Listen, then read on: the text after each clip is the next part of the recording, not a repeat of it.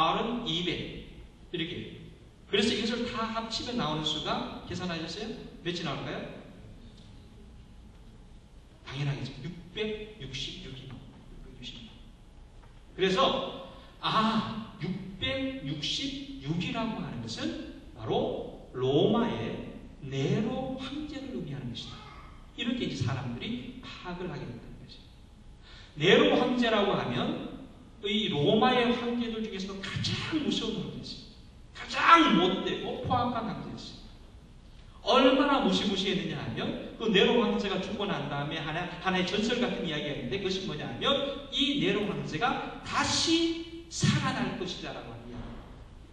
그런데 바로 이런 배경에서 요한계시록이 쓰여졌는데 이 요한계시록 때에 이 666이 나오니까 이것을 해석하니까 네로 황제가 나옵니다.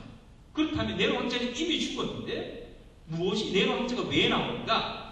그때 도미티안스 황제가 제2의 네로 황제라고 하는 별명을 갖고 있었어요. 네로 황제의 버금갈 정도로 그렇게 못되게 이 기독교를 박해하고 그렇게 기독교를 어렵게 많은 사람을 죽였다라고 하는 것이에요. 그래서 666이라고 하는 것은 바로 이 도미티안 황제구나 라고 하는 의식이 있었다라고 해석하는 것이 첫 번째 해석입니다. 두 번째 해석은 뭐냐 하면 우리 금요일날 조 목사님께서 아주 자세하게 상징, 숫자의 상징에 대해서 말씀해 주셨는데 다시 한번 복습을 하면 우리 히브리 시대, 히브리 사람들이 숫자가 다 의미가 있다는 것이에요. 1이라고 하는 것은 독립이라고 하는 것입니다.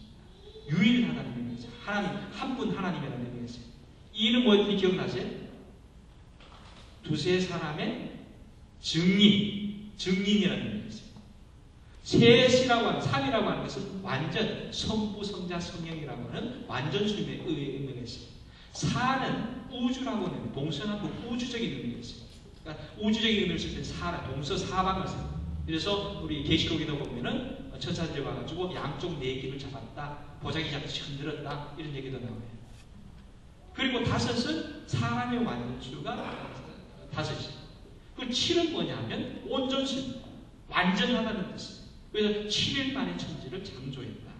완성수가 바로 7이라고 하는 숫자입니다. 10이라고 하는 것은 충만수입니다. 그래서 10과 10 곱하기 10 곱하기 10은 1000이 되는데 1000이라고 하는 것은 충만 중에 충만이다. 그래서 성경이 천천히요 만만이요 이렇게 표시했습니다. 충만하다. 아주 많다. 그런 의미에서 1000이라고 하는 10이라고 하는 수를 쓴다는 것입니다. 12는 뭐죠? 12는 뭐였습니까? 12 부족을 얘기합니다. 민족을 얘기하는 것입니다. 24는 그럼 뭐겠습니까? 24는 구약의 12부족과 신약의 12부족을 합쳐서 24. 그래서 24장로 그러면 24장로 보면 신약과 구약의 모든 교회를 통틀어서 말할 때 24장로다 이렇게 표현합니다. 즉 숫자가 상징하는 의미가 있다라고 하는 것입니다. 그러면 6이란 뭐냐? 6이란 7에서 하나가 모자라는 것입니다. 7이 뭐라고 했습니까? 온전수, 완전수, 완벽한 수가 7이라고 합니다. 그에 비해서 6이라고 하는 것은 모자라는 수예요. 7이 되지 않는 수예요. 불확실한 수예요. 거짓된 수예요. 부정의 수예요. 7처럼 보이려고 도전하지만 도저히 7이 될 수 없는, 온전해질 수 없는, 영원히 모자랄 수밖에 없는 가짜인 수가 바로 6이라는 거예요. 그 6이 3개나 다르고 6이다. 모자라고 거짓되고 잘못된 것이다. 그런 의미예요. 그래서 666이라고 하면은 온전하신 하나님, 완전하신 하나님, 7이신 하나님에는 777에는 갖다 댈 수 없는, 비교할 수 없는, 영원히 비교가 되지 않는 부정확한 모자라는 수 666이다라고 하는 그런 수라고 하는 것입니다. 그런데 이러한 666을 받지 않으면 아무것도 할 수 없는 세상이 지금 이 유대 백성들이 처해 있는 상황이라고 하는 것입니다. 오늘 본문 16절, 17절에 이렇게 말합니다. 그가 모든 자, 곧 작은 자나 큰 자나 부자나 가난한 자나 자유인이나 종들에게 그 오른손이나 이마에 표를 받게 하고 누구든지 이 표를 가진 자 외에는 매매를 못하게 하니 이 표는 곧 짐승의 이름이나 그 이름의 수라 그랬어요. 다시 말하면 이 666을 따르지 않으면, 즉 도미시안 황제를 따르지 않으면, 로마를 따르지 않으면 숨 쉴 수 없을 정도로 숨이 막혀 죽을 수밖에 없는 그런 세상이 지금 사도 요한이 놓여있는 그 시대 당시 상황이었다는 것입니다. 모든 사람이 666의 표를 받아내고 살 수 있는, 666의 표를 이마에 받고 666의 표를 손등에 받아야만 겨우 구걸이라도 해서 밥을 먹을 수 있는 시대가 그 당시 시대입니다. 얼마나 어려운지, 카타콤으로 들어갈 수밖에 없고 죽음의 걸작으로 지하 무덤의 세계에 가서 예배드릴 수밖에 없는 어지럽고 어려운 상황이 그 시대 상황이었다고 하죠.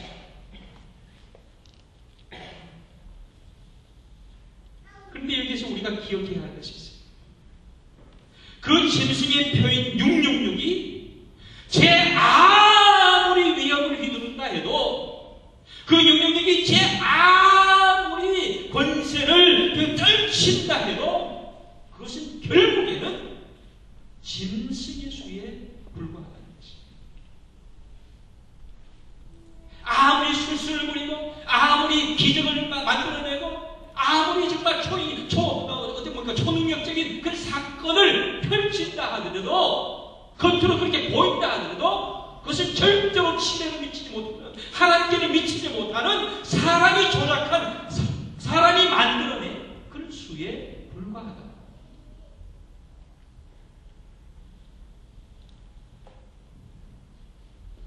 그래서 오늘 18절에 이렇게 말합니다. 지혜가 여기 있으니 총명한 자는 그 짐승의 수를 세어보라 했습니다. 지혜가 여기 있으니 총명한 자는 그 짐승의 수를 세어보라. 여러분, 우리에게는 지혜가 있어야만 합니다. 지혜가 있어서 정말 끼어 있어야만 합니다. 그 무엇이 하나님의 수이고 그 무엇이 짐승의 수인지 알아야 합니다. 그 짐승의 수, 영원히 그 한계를 넘어설 수 없는 거짓되고 어리석은 사람의 수를 우리는 넘어가야 한다는 것입니다. 그 짐승의 수는 가짜예요. 그 짐승의 수는 반드시 넘어가야 돼요. 왜냐하면 그 짐승의 수는 거짓 어린 양이기 때문에 그래요. 어린 양처럼 보이지만, 어린 양 같아서 둥분이 있고 용처럼 말을 했지만, 외모는 정말 어린 양 그리스도를 닮았지만, 그러나 그의 말은, 그의 속 내심은 사탄이었다, 용이었다라고 하는 것입니다.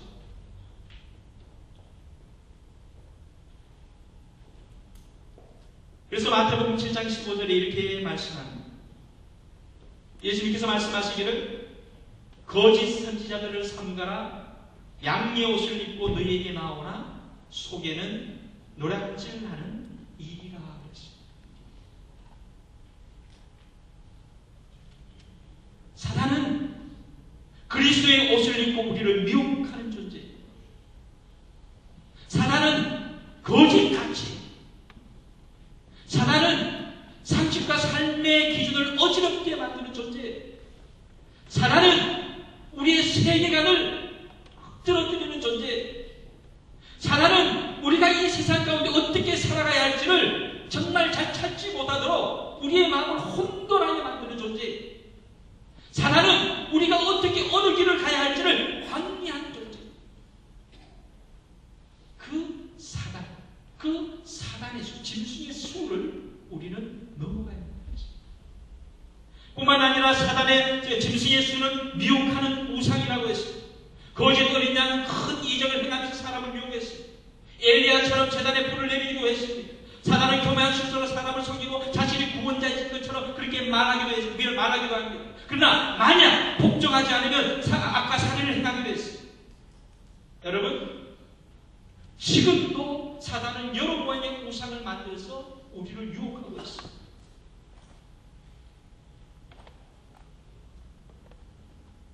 소위 적그리스도가 있습니다. 정치적으로, 종교적으로, 경제적인 방법으로 믿음의 사람들을 아주 집요하게 미혹하고 있다고 하는 것입니다. 이 시대에 이제에 자기가 스스로 참 신인 것처럼 그렇게 방자하게 하는, 그렇게 행동하는 이들이 얼마나 많은지 몰라요. 단순히 사람만이 아닙니다. 황금이 모든 것이라고 여기고 그 금권을 가지고 정가의 보도처럼 휘두르는 그러한 세력이 있습니다. 황금의 육육이, 황금의 육육. 국민들로부터 위임받은 권력을 가지고 자신들의 치부와 안락을 위해서 그렇게 잘못 사용하는, 백성들을 등한히 여기고 백성들을 위해서 헌신하는 것이 아니라 자기 권력을 추구하는 그런 권력의 육육육이 있습니다. 나라 안에서만 그럴까요? 그렇지 않아요. 국가 간에도요. 자기가 가지고 있는 국권을 가지고, 자기 국가가 가지고 있는 큰 경제력을 가지고, 군사력을 가지고 약소국들을 그냥 막 쳐내려가는 그런 악랄한 악덕 권력도 있어요. 국가적 육육육입니다. 정말 하늘 무서운 줄 모르고 권력을 휘두르고 자신만을 섬기게 하는 불의한 세력들이 또한 얼마나 많은지 몰라요.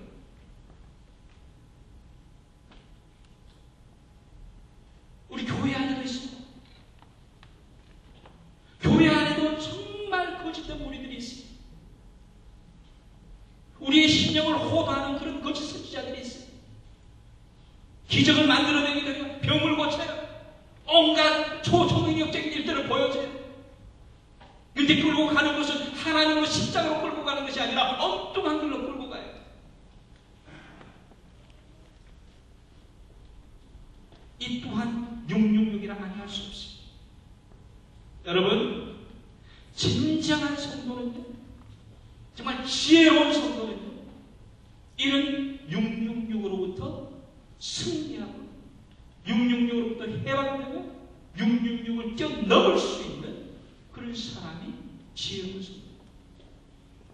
오늘 본문에 그래서 말씀하신 것이 지혜가 여기 있으니, 지혜가 여기 있으니 총명한 자는 짐승의 수를 세어보아라.